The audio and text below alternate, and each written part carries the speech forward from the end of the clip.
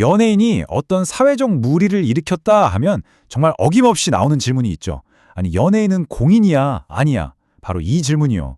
이게 그냥 궁금해서 묻는 걸 넘어서요. 한국 사회의 아주 독특한 어떤 현상을 들여다볼 수 있는 핵심 열쇠거든요. 그래서 오늘 이 이야기에서는 바로 이 논쟁의 한가운데로 한번 들어가 보려고 합니다.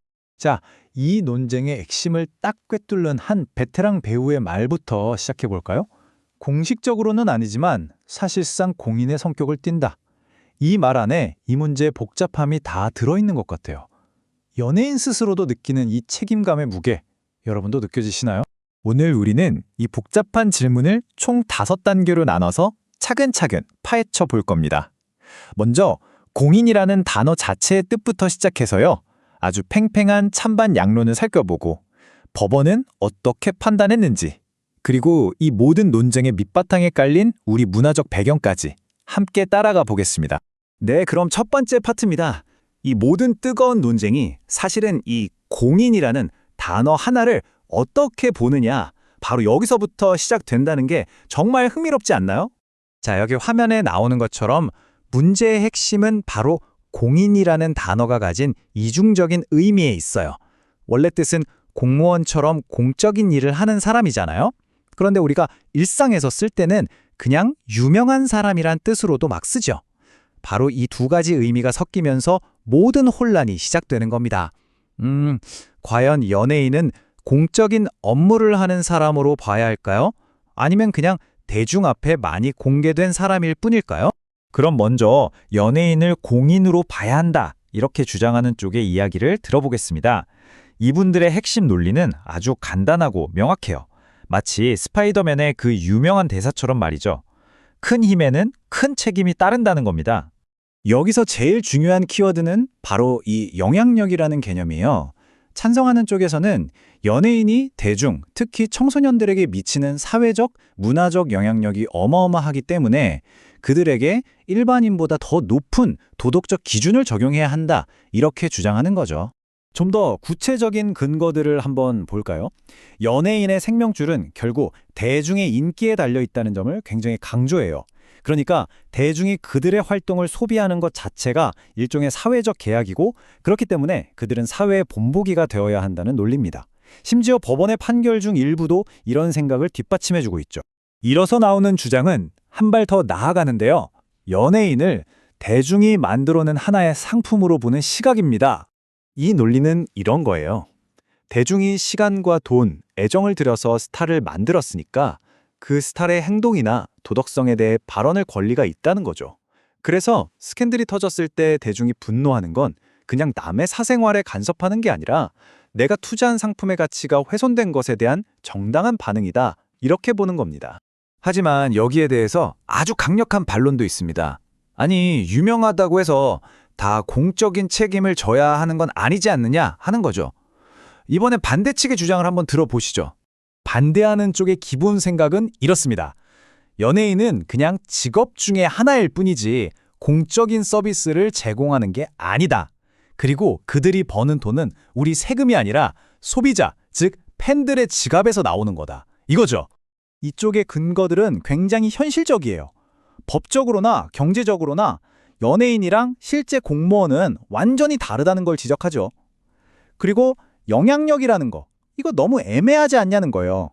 국민 MC 유재석 씨랑 이제 막 데뷔한 신인 개그맨의 영향력을 어떻게 똑같이 잴 수 있겠어요. 심지어 국립국어원조차도 유명인을 공인이라고 부르는 건 원래 단어 뜻에 맞지 않는다고 보고 있습니다.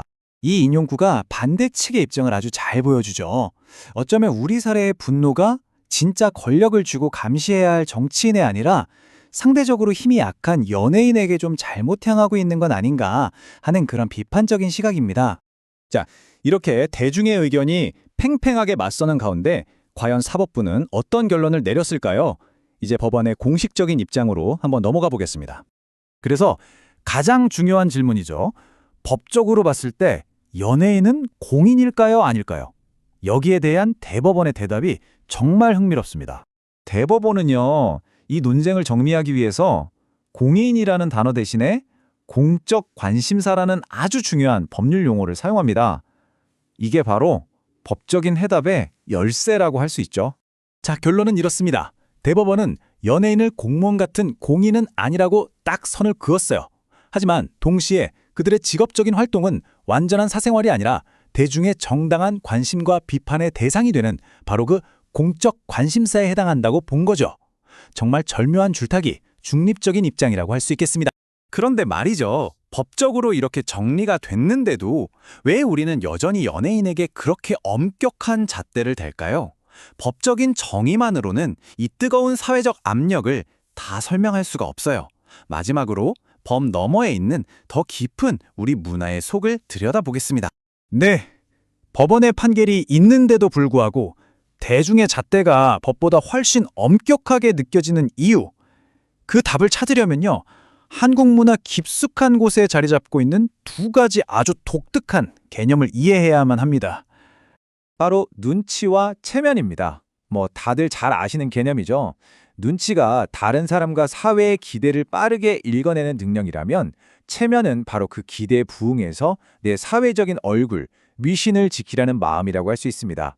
이 문화적인 코드들이 연예인 스캔들에서 어떻게 작동하는지 한번 보세요.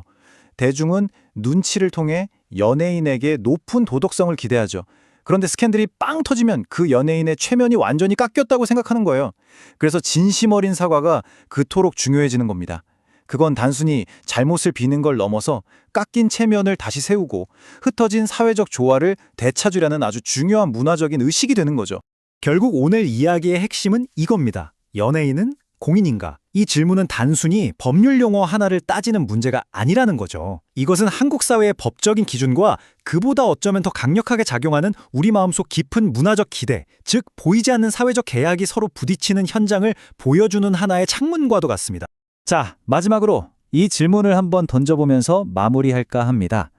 연예인을 향한 이 엄청나게 뜨거운 대중의 관심과 엄격한 잣대. 과연 이게 우리 사회를 더 건강하게 만드는 책임감의 원천일까요?